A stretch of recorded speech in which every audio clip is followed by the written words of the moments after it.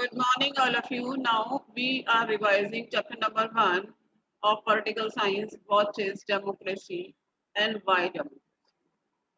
Democracy, which is the most popular form of government in the contemporary world. And I told you the meaning of contemporary. Can anyone tell me what is the meaning of contemporary world? Modern world. Yes, modern world or current period. So when we are talking about democracy, democracy made up of two Greek words. Which are the words? Democracy. Demos plus kratia. So demos plus kratia. Demos means people and kratia means rule. So when we are talking about democracy, so democracy is a form of government in which the rulers are elected by the people. So this is a very simple definition of democracy. But now we'll discuss about the features of democracy. Now features of democracy, when we have informed you that democracy is a form of government in which rulers are elected. Now who are the rulers? Rulers means elected representatives. So now first feature of democracy is decisions by elected leaders. Now we are having one case study in our NCERT book that is related with our neighboring country Pakistan, where General Pervez Musharraf led a military coup in 99 and he overthrew elected government democratically and he himself declared that is chief executive of the country. And in 2002, he has changed his designation. Yani whatever the post, whatever the name previously he had given the name chief executive, now he has given his that post president. And after that, a referendum. Referendum means anyone can tell me what is the meaning of referendum? Only raise your hands if you know the meaning. No one? Okay, referendum means government official order. And according to this referendum, he has granted 5-year extension and no one able to criticize the government. After that, they have conducted the elections also, elected representatives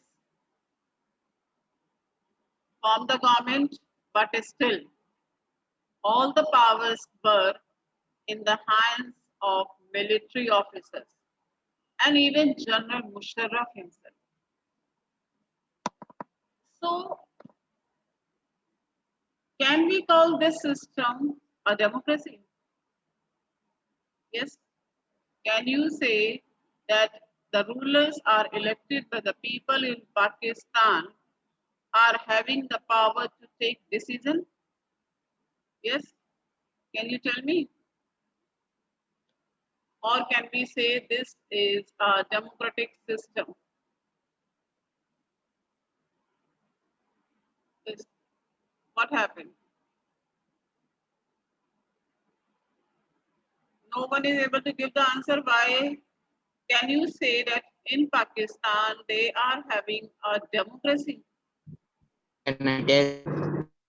They have conducted the election, but still, who is having the powers to take decision? Yes, Vanshika. To Vanshika. Yes, Military Vanshika. has military I'm not getting your voice. Siddhi, yes. Ma'am, military have power. Yes, military is having all the powers. So whenever we are talking about decisions are taken by elected representative, that will be called a democratic setup. Election does not means that the country is having a democracy. So unless and until representatives, so this is the first feature of democracy, that the final decision making power must rest with those elected by the people. Now, we have discussed about elected representatives, but how elections will be conducted. Elections should be free and fair. So now free means that people should have some real choice. Like we can see in China, every 5 years elections held for electing country's parliament, but still only one party is there, that is Chinese Communist Party, and those who are members of Chinese Communist Party allowed to contest elections. And due to this, government is always formed by the Communist Party. So can you say this is a democratic election? Will you say this is a democratic elections? No, ma'am. Because no free elections. And now second part, fair. Fair means no dirty tricks to win the election. Now for this, we will just discuss about the Mexico. Mexico got independence in 1930, and after that, elections conducted after 6 years to elect its president. Country never been under a military, but still until 2000, every election, and in more than 70 years, won by a party, and the name of the party is PRI. Can anyone tell me the meaning, full form of PRI? Can I? Yes, better. Ma'am, Institutional Revolutionary Party. Yes, institutional revolutionary parties.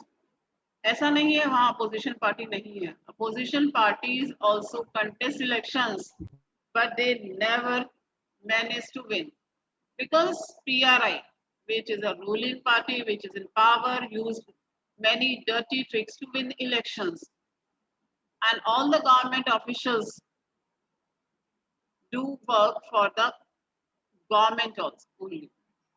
Teachers of government schools force parents to vote for PRI. Media also ignored opposition parties, and even at the time of elections, polling was shifted from one place to another in the last minute. So that means PRI, which is spending a large sum of money in the campaign for its candidates. So will you will you consider these elections fair elections? Ma'am, no. Yes, no, this is not a fair elections. So whenever we are talking about in a democracy, elections should be democratic, and democratic election means that is free and fair elections. So whenever we are discussing about the feature of democracy, that means a democracy must be based on a free and fair election where those currently in power have a fair chance of losing. Next, and the third feature of democracy, one person, one vote, one value. That means universal adult franchise and all votes are having equal value. I think आपको लगेगा, what is this that in a democracy all citizens are having democracy, but it does not happen. Many countries are not following the same system. Like if we see Saudi Arabia, until 2015, Saudi Arabia, women did not have the right to vote. And if you remember, in French Revolution, we have discussed about women considered as a passive citizen. You remember? There were two types of citizens, active and passive citizens. And in passive citizen, women were also there. And you just imagine women got around 200 years to get right to vote in France. Next is Estonia. In that country, the people who are in minority means whose number is less, they are difficult to get the right to vote. But you can see in India, which is the largest democracy of the world, but minorities' rights are protected. And next is Fiji. In Fiji, the electoral system is such that the vote of an indigenous Fijian, that means native Fijian and Indian Fijian, those who are having citizenship, Indian citizenship, so their votes value is less as compared to the native Fijian. So that is the third feature of democracy, that in a democracy, each adult citizen must have one vote and each vote must have one value. Now, last feature of democracy, rule of law. So whenever we are talking about rule of law, that means equality before law. कानून के सामने सब बराबर है. But still, many countries are not following this principle. Now we will discuss about a case study of Zimbabwe. Zimbabwe attained independence. Independence किससे मिला? That is from white minority in 1980. And after that, ruling party, ZANU-PF, which led the freedom struggle. If you remember, in India also, whosoever party got power after independence, और वो कौन सी party थी जिसने freedom struggle भी लड़ा? Anyone? Ma'am, Indian National Congress. Yes, Indian National Congress. आपने शायद in 8th standard you have studied about formation of Indian National Congress and how Indian National Congress fought against Britishers. But we are talking about Zimbabwe, and its leader, Robert Mugabe, ruled the country. Elections held regularly, but always won by ZANU-PF. President Mugabe was also popular, but still used unfair practices in elections. And in the meanwhile, government has changed the constitution, amended the constitution several times to increase the powers of the president and make him less accountable. What is the meaning of accountable? Anyone? Ma'am, Meaning of answers to Yani the whatever people the about their democratic government is doing, they have to give the answer to the citizens. Opposition parties जो workers हैं, they are harassed, उनकी meeting को disturb करते हैं. That means there was a law that limited the right to criticize the president. Television, media, everything is under the control of government. And whatever the ruling party is telling, they are just showing only that thing. So our ये जो हम example which we are discussing right now, it is in 21st century. So that shows that popular approval of the rulers is necessary in democracy, but not sufficient. Because if no control over government, popular government can also be undemocratic. So it is important to look elections, and not only elections, but we have to check, yani control after the elections also.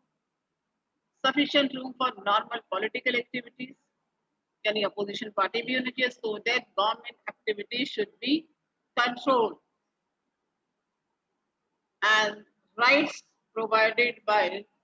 protected by an independent body, that is judiciary.